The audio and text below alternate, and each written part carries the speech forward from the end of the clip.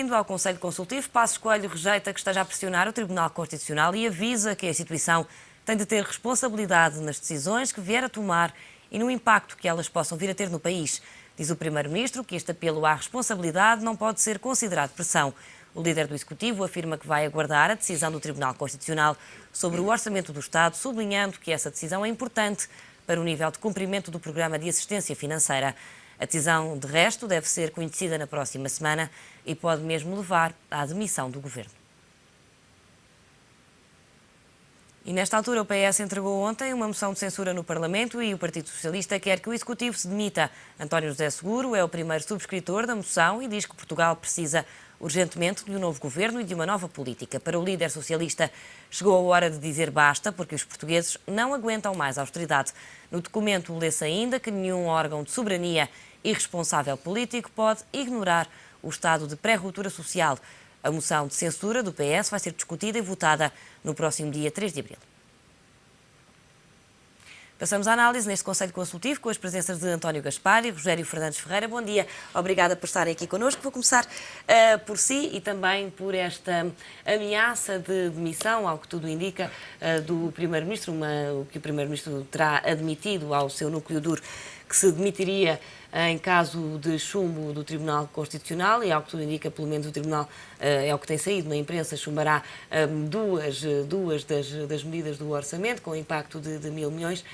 Acredita que Passos Coelho, de facto, se demita? Não sei, como não sabemos, mas espero que não.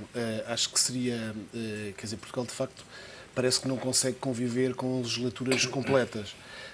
E, portanto, acho que neste momento as eleições seriam, de facto, a pior solução. Portanto, vejo com preocupação essas afirmações do Sr. Primeiro-Ministro, tal como vejo exatamente com a mesma preocupação esta moção de censura que foi apresentada pelo PS, que provavelmente dará lugar ao mesmo resultado. E, portanto, de um lado e do outro, sente-se que há alguma crispação, para retomar aqui um termo que foi utilizado aqui há alguns tempos, alguma crispação que devia ser, obviamente, atenuada. Acho que é um momento de muita incerteza e acho que não é provavelmente aquilo que a maioria dos portugueses desejam. Acho que seria um momento precisamente para o estabelecimento de consensos e de pactos de regime, porque a estratégia nacional tem que ser tão una quanto possível. Aliás, recupero um pouco a entrevista até do engenheiro José Sócrates de ontem, apenas para dizer isto, parece que eu pelo menos sinto que estamos a reviver algo que se viveu quando da demissão do outro governo, em sentido exatamente contrário, mas com a mesma preocupação. Quer dizer, sentiu-se naquela altura que de facto não houve um apoio às medidas de austeridade do PEC 4 por parte do partido da oposição e sente-se agora que também não há, da parte da oposição e da parte do Partido Socialista, digamos, apoio a medidas de consenso nacional que são absolutamente essenciais para que Portugal possa sair desta crise. 2 anos depois, os mesmos protagonistas... Os mesmos protagonistas, mas a mesma gênese de crise. A mesma gênese de problema em sentidos absolutamente iguais e contrários, não é? Portanto, tenho pena que isto de facto suceda. Provavelmente, se não houver eleições antecipadas, porque não sei se será isso também que o Sr. Presidente da República, se fosse esse o cenário, seria razoável escolher. Porque não sei se das eleições, aliás, é o que está a suceder em Itália, se de umas eleições sairá uma solução governativa para o país. E, portanto, acho que o Sr. Presidente da República também é suficientemente consciencioso para perceber isso e, portanto, mais uma vez, o consenso entre os grandes partidos do arco governativo devia ser promovido e não o contrário. Pergunto-lhe o que é que acha desta ameaça de Pedro Passos Coelho de se demitir. Se acha que, efetivamente, será esse o passo a dar por parte do Primeiro-Ministro ou se isto é, de facto, alguma forma de pressão sobre os juízes do Tribunal Constitucional? Olá, Maria. Antes de responder, gostava de desejar aos dois umas excelentes festas de Páscoa que estamos agora a viver. Bom, relativamente a essa matéria, eu penso o seguinte. Eu não sei se é uma ameaça que eu estou a fazer. Agora, tudo depende, a meu ver, e a ver de muitos analistas, daquilo que irá decidir o Tribunal Constitucional. Não é? Se decidir contrariamente àquilo que foram, digamos, as propostas consagradas no Orçamento Geral do Estado, não é? Que vem a dizer que são inconstitucionais, ou aqueles 1.000 milhões ou mais do que os 1.000 milhões que se esperam que eventualmente o Tribunal Constitucional possa dizer que é inconstitucional e como tal não pode ser aplicado. Eu penso que não só o Primeiro-Ministro, mas sobretudo o Ministro das Finanças, que tem sido o grande artífice de toda esta política, fica em muito maus lençóis. E aí têm duas escapatórias de facto, não é? Tem uma escapatória que é pedir admissão e provocar eleições antecipadas, e tem outra escapatória que é chegar junto do Presidente da República e falar com o Presidente da República para que haja um governo de iniciativa presidencial. Eu veria com mais bons olhos, não é? Essa iniciativa presidencial, de não exatamente como foi o modelo quando se escolheu o Monte em Itália, mas que dentro dos partidos do poder, portanto, dentro dos partidos que hoje formam a coligação, se encontrem atores competentes, porque nós já estamos a ver há muito tempo que os atores que estão neste momento na governação exigente, uma governação que sugere que pessoas de muita experiência, não é nada disso que acontece. Portanto, pessoas com grande competência e grande experiência, não é isso que acontece. Portanto, nós temos à frente do governo, à frente de pastas muitíssimo importantes, pessoas que não têm experiência, quer dizer, não têm nem o peso político, nem o peso político, por exemplo, com o Ministro das Finanças, neste contexto, devia de ser um homem, uma mulher, naturalmente, com um peso político relevantíssimo, porque já sabíamos que a pasta das finanças era a pasta mais difícil, muitas vezes ele teria que se sobrepor ao próprio Primeiro-Ministro em certas determinadas decisões e em certas determinadas conversações com os nossos parceiros, particularmente a Comissão de Ajuda Técnica, que não aconteceu. Por exemplo, aquilo que mais me choca até hoje tem sido a falta de vigor, a falta de tenacidade, a falta de grande exigência e de grande rigor quando se negocia com a Troika. Ou seja, a missão de ajuda técnica impõe e nós, de uma forma mais ou menos seguidista, aplicamos aquilo que nos impõe. Ou seja, só agora nesta 7ª avaliação é que parece que houve algum sentido de Estado, e quando digo de Estado, refiro naturalmente à situação gravíssima da economia portuguesa, à situação gravíssima que cada vez mais os portugueses sentem na pele com o desemprego, e não só, e com downgrades nos salários e quejando-se no dia-a-dia, é que houve, parece, alguma força por parte do governo a dizer que não podia ser assim. Mas não acha que Portugal beneficia da credibilidade externa do ministro Vítor Gaspar? Por exemplo, é o ministro Vítor Gaspar que está encarregue de negociar com os parceiros europeus, não só no que diz respeito a Portugal, mas também a Irlanda. Essa competência foi-lhe entregue até pelo homólogo. Se de alguma forma, apesar de ser um ministro que muitos acusam de não ter esse faro político e essa capacidade política, efetivamente, se não é um trunfo ainda que o país tem lá fora. Não, vamos lá ver uma coisa. Isto diz a verdade, mas não nos podemos esquecer também que, eu diria, Delfim, se calhar uma palavra muito forte, mas o Sr. Wolfgang Schäuble há muito tempo manifestou uma simpatia muito grande pelo Ministro das Finanças. Aliás, a TVI, aqui há uns tempos, mostrou aquela imagem que vocês resolvam as coisas, nós cá estamos, nós, a Alemanha, não é? Nós cá estamos para pôr a mão nas costas e no peito e na cabeça, onde quer que seja necessário. Portanto, há ali, digamos, uma grande simpatia pessoal por quem manda efetivamente na Europa, não nos podemos esquecer disso, para a Alemanha e concretamente para o Ministro das Finanças, relativamente ao nosso Ministro das Finanças, porque já se conhecem do Banco Central Europeu, já se conhecem da Comissão Europeia, já se conhecem dos corredores do poder do que é hoje a Europa. E isso joga muito a favor do Ministro. Agora, o que acontece em Portugal é o que acontece, por exemplo, em Espanha, o que acontece noutros países, em que há uma imagem interna dos atores, não só do Ministro das Finanças, mas agora, neste caso concreto, do Ministro das Finanças, uma imagem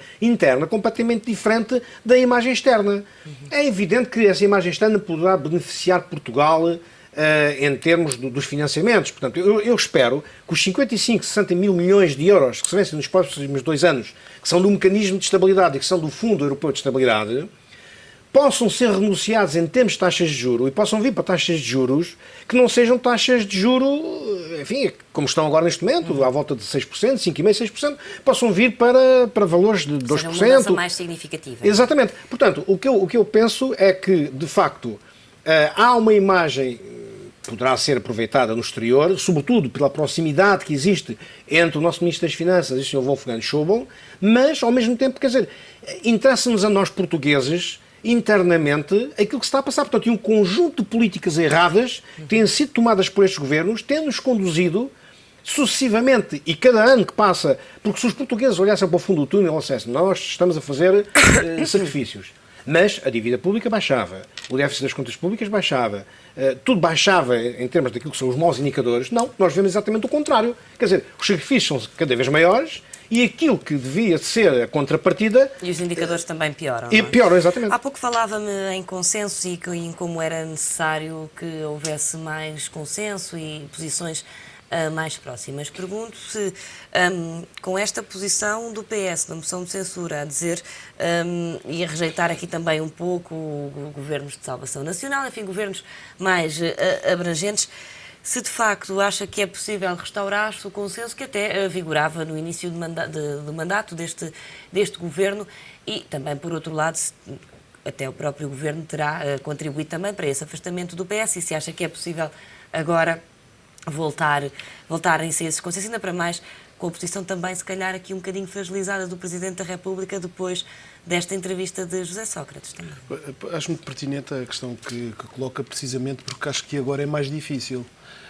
E devia ser exatamente o contrário. Acho que, por um lado, a moção de censura apresentada pelo PS e, mais do que isso, as afirmações segundo as quais deseja ser governo após eleições, afasta o PS precisamente de uma solução governativa que não passe por eleições e que seja, por exemplo, de iniciativa presidencial ou um governo de salvação nacional, por exemplo.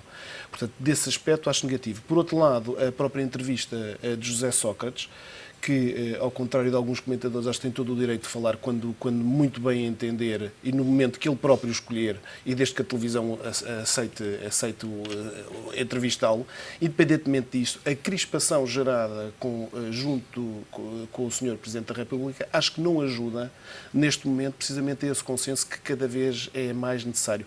Há aqui alguns comentadores políticos que têm falado num pacto de regime. Eu sou absolutamente favorável a este pacto de regime e que passa precisamente pelos diversos países pelos diversos partidos do arco governativo, onde inclui, nomeadamente, os partidos da atual coligação, mas também o Partido Socialista, se isso for necessário. Nós estamos numa situação ímpar na história portuguesa e da economia portuguesa, na iminência de um segundo resgate, e acho que é de uma enorme irresponsabilidade tudo aquilo que está, de facto, a ser feito do ponto de vista político.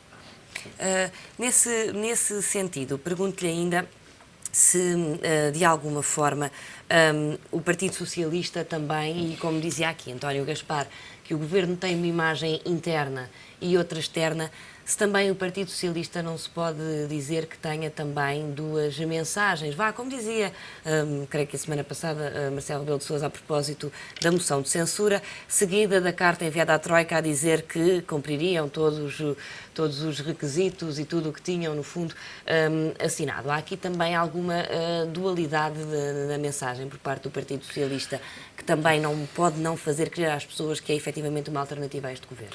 Eu acho que, diferente, esse binómio da imagem interna e externa é relativamente natural e assiste-se a outros países. Eu estou-me agora aqui, de repente, a lembrar de Monti na Itália, que também sofria um bocadinho, se quiser, para usar um pouco dessa doença, mas acho que isso é uma coisa relativamente natural. Isto por um lado.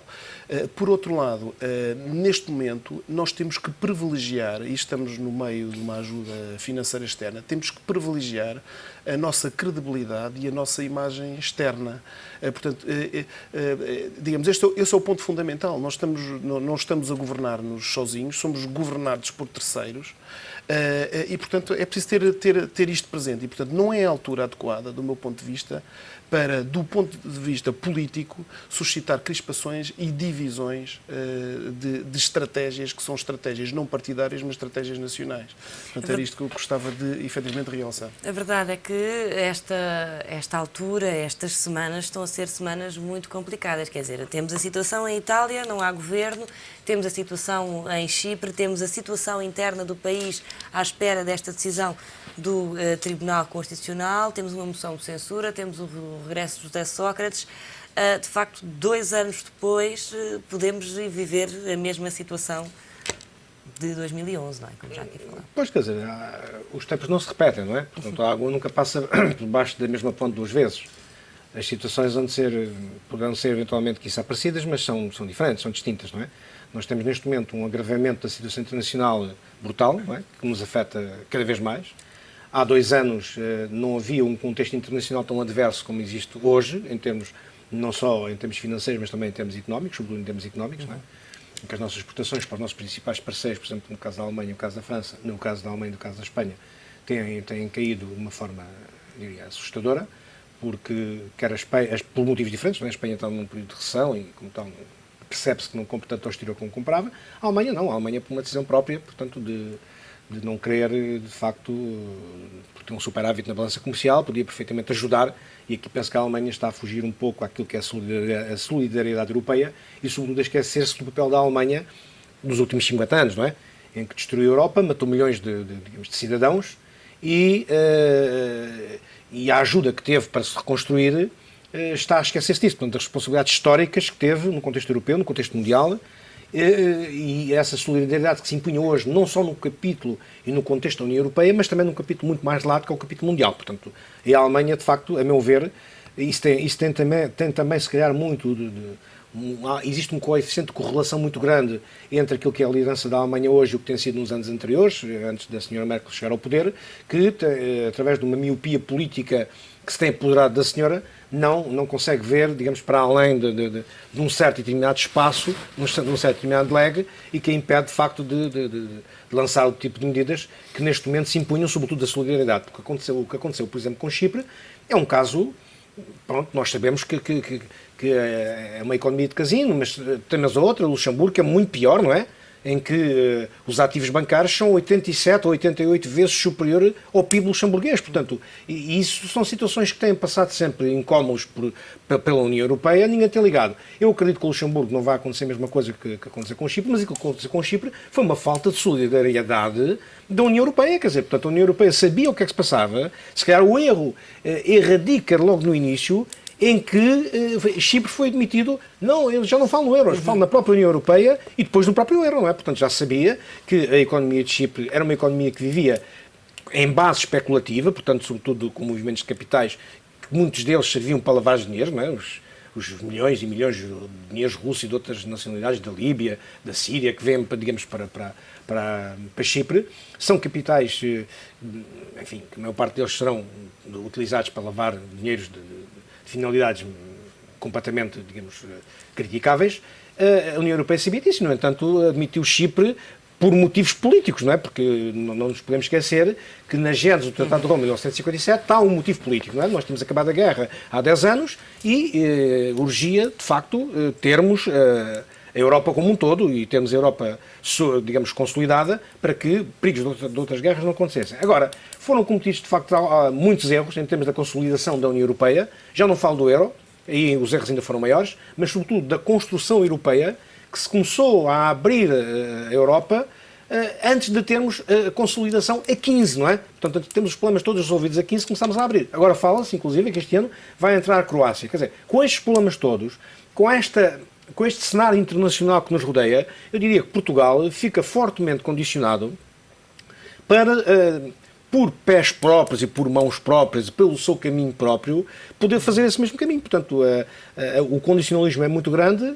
Nós temos também culpas, naturalmente, internamente, porque há um conjunto de políticas que se podiam ajustar, a meu ver, podiam-se ajustar mais a essa, digamos, a esses caminhos tortuosos que vêm do exterior, e que o Governo não tem tido capacidade até agora justamente de fazer esse ajustamento.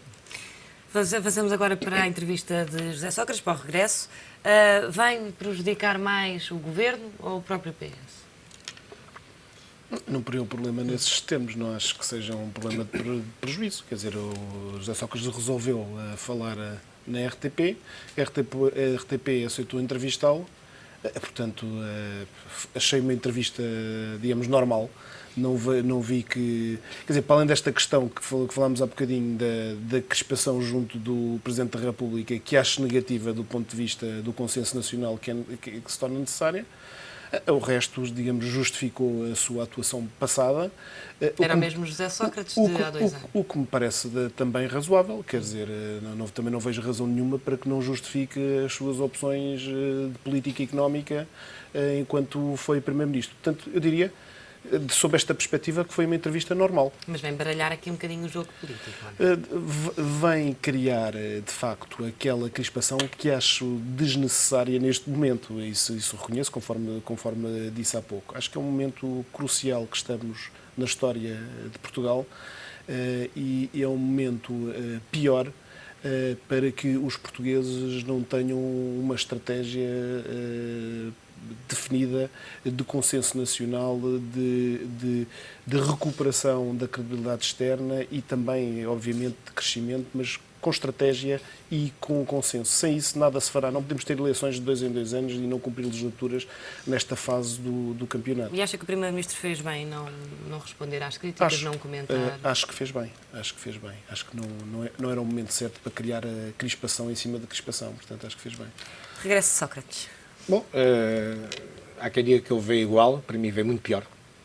Veio muito pior do que em 2011, porque veio um homem ressabiado, claramente ressabiado, com um desejo de vingança e de ajuste de contas, não é? E foi isso que ele fez com o Presidente da República, tentou fazer com outros atores também. É um homem que veio carregado de uma miopia, digamos, política, de uma miopia geral, não é? Porque não foi capaz de reconhecer os brutais erros que cometeu enquanto esteve na governação, não foi capaz de reconhecer disse que um único, que era... Formar o governo minoritário. Isso não conta, quer dizer, o que conta foi os erros que nós, portugueses, sentimos depois na pele mais tarde. Depois, não teve também capacidade, ou não quis, mostrar, digamos, ao país que tinha arrependimento, não é? Porque eu vi ali claramente que não, que os culpados são sempre os outros, que ele não fez aquilo que se lhe é apontado como efetivamente se passou no governo dele. Isso pareceu muito mal, quer dizer, portanto, e sobretudo a forma sempre agressiva e a forma arrogante que o caracterizou, que vem sublinhado, digamos, nesta entrevista. Não nos podemos esquecer de uma coisa. Todos têm um direito, os portugueses, todos têm direito a falar, desde que os convidem para qualquer fórum, para qualquer espaço. No entanto, não nos podemos esquecer que Sócrates não é um português qualquer.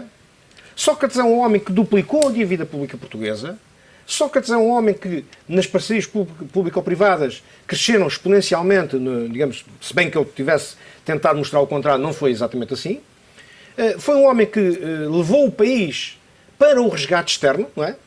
Aquela história do PAC 4, quer dizer, o PAC 4 ou o PAC 5 ou o PAC 6, quer dizer, isso não dava absolutamente nada, porque nós, como disse o Ministro Teixeira dos Santos, o limiar dos nossos financiamentos externos aos 7%, a partir daí tínhamos que sempre pedir ajuda externa, nós já estávamos acima desses valores. Portanto, o PAC 4 não ia resolver coisíssima nenhuma e foi ele que nos conduziu a essa situação. Quer dizer, depois abandonou o barco, pronto, enfim, abandonou o barco porque não tinha outra alternativa para abandonar. Agora, eu acho que num espaço público que é pago pelos contribuintes portugueses, darem aquele destaque de 2 horas a um homem que contribuiu de uma forma tão decisiva para a situação que temos hoje, e ainda por cima não ter a hombridade, não ter, digamos, a atitude moral de se vir retratar e vir pedir desculpa aos portugueses, de facto, que ele tinha sido um dos principais contribuintes para a situação que temos hoje, acho que isso caiu muito mal. Quer dizer, portanto, eu acho que ele não é uma pessoa qualquer, uma pessoa que tem responsabilidades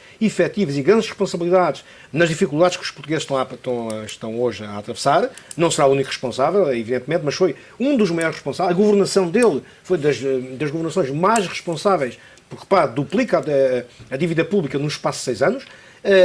Não pode de maneira nenhuma fugir às suas responsabilidades. E a forma como ele, digamos, atuou é uma forma, a todos os níveis, para mim, reprovável e que eu não posso aceitar, sobretudo, não haver uma palavra de pedir desculpa aos portugueses. Acha que estes espaços de comentário vão um bocadinho servir também para que as pessoas acabem por fazer as pazes com José Sócrates?